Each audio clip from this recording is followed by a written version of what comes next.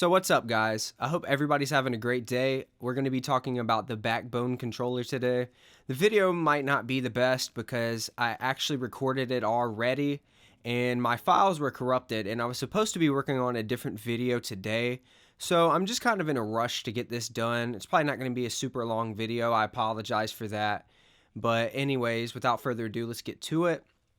So this is a device that is made for the iPhone, and I think overall for $100, it's a pretty good device.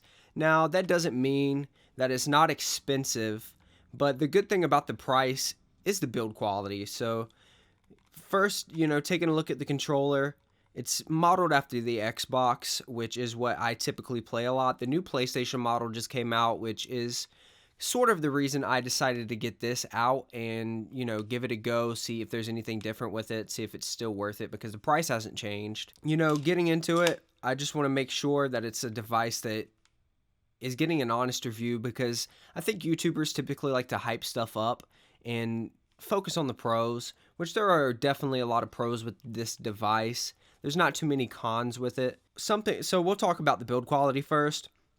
So first off, like I said, it's modeled after the Xbox controller. It's got the A, X, Y, B buttons, and they all feel very good, very snappy. That's something that I really like about it. A good response from it. The analog sticks feel really nice too, a good quality. D-pad, I haven't really used it too much, but it's there, it feels good. So it slides open to accommodate different sized phones, and of course it's got the lightning bolt adapter, and it's not removable, so this only works with iPhones. And the only problem that I have with the device is I have to take my case off to actually get my phone in there, and most phones are made out of glass nowadays, on the front and the back. So just be careful where you're playing it. It holds the phone fairly well, so the phone's not just going to fall out or slide out when you're playing, but you could potentially drop it. And with our phones, I mean, they're pretty durable, but they could also shatter depending on where you're playing it, so keep that in mind. It's also got two different plugins on the bottom. It's got one for pass-through charging, so if you're playing your phone and you're getting low on battery, you don't actually have to take your phone out and take a break. You can just put your charging cord right through there, and it'll actually run through there and charge your phone for you. And then it's got a headphone jack if you still have headphones. A lot of people have AirPods now, but I'm sure there's still people who have actual headphones that fit in there. I'll be testing a few different games as well. So I think a few games actually provide a better experience when you're using the Backbone, just because it kind of frees up space on the screen. And touch controls still aren't really great. I don't really like them too much. I mean, they're fine. I played through most of GTA San Andreas with the touch controls, but the Backbone definitely adds a more comfortable experience. And for certain games, like maybe Symphony of the Night or Call of Duty Mobile, PUBG, Apex, stuff like that, you'd be better off having a controller. And you can actually sync like PlayStation controllers. You can sync Xbox controllers to your iPhone, but the only problem with that is finding a comfortable way to play where you're not too far away from the screen.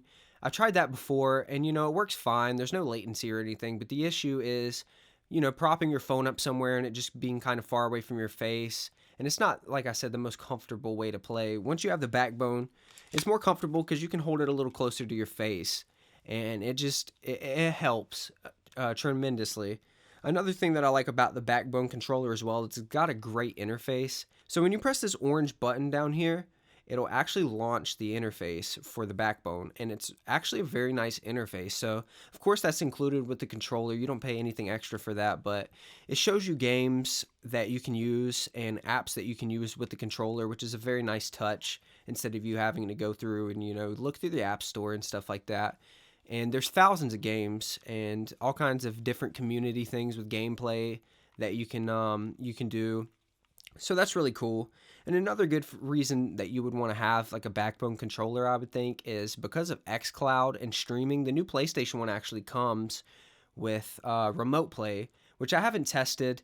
I have a PlayStation downstairs. It's actually my girlfriend's. I don't play it too often because I just don't. But the XCloud, honestly, I tried playing Forza on there, and you'll see that it doesn't really run the greatest. that's kind of based on if you have good Wi-Fi or not. So the results may vary. I've tried it when I'm on 5G, and then I've also tried it with Wi-Fi, and it really depends on the game. I tried to play something like Far Cry 5, and I didn't catch any footage of that. It was just completely unplayable. And, like I said, results may vary. Forza, you could consider playable, but it's not an experience that I would really recommend to anyone. But, it's there, and it's getting better, and it's getting better. So, that's an option too. But, before I didn't really think that a controller was too necessary for iPhone games or Android games. But like I said, a lot of new games like PUBG and Apex are crossplay. Well, I'm sorry, Call of Duty Mobile isn't, but there's a lot of crossplay games that you can play now between consoles and mobile. So, it kind of gives you more of a benefit to use a controller because it's more of like a console-like experience. Of course, the consoles are going to be more powerful, better graphics, maybe higher frame rate, stuff like that. But if this is your only option and you don't own a console, or you're just kind of like a casual gamer that enjoys playing games on your phone, I mean, this is awesome because there's games like Stardew Valley, Minecraft. There's tons of games that you can use this controller for. Now, do I think it's necessary to have the controller? Not really. Because when I first got it, I was watching videos on it and I was like, oh my God, I have to get this thing now. I want it. And then I got it and I used it a lot. Like I used it at work sometimes on my break, or I would take it with me. And then eventually I just kind of forgot about it. I ended up getting like the OLED switch, and that's been taking up a lot of my time. And time's a big issue for a lot of us. So it's pretty compact for the most part. So the one benefit of actually having it is being able to take it with you. I mean, it doesn't fit in your pocket well. I don't recommend putting it in your pocket, but I like to take the box with me when I'm going places because it's pretty small, sleek, and the controller fits in there nice. And I just feel like it gives the controller nice protection, like in a book bag or something like that. If you have a bunch of stuff in your book bag and it's just hitting the controller, or pushing these analog sticks down, I feel like maybe over time it could maybe do harm to the controller. Like I said, it's durable. I'm sure that it could take it, but with me, if I'm spending $100 on something, which like I said isn't a lot to a lot of people, but to me, if I'm spending $100 on something, I want to take good care of it so that it'll last. So maybe keep the box if you end up getting the controller. So like I said, I know this video might be kind of short, compact, all over the place, but I'm re-filming this video after already filming it, and I'm supposed to be working on another video now. So I'm just kind of rambling and giving like my opinion, the first thoughts that come to mind with the whole device. So hopefully I kind of sway your opinion and kind of give you a good idea of what to do.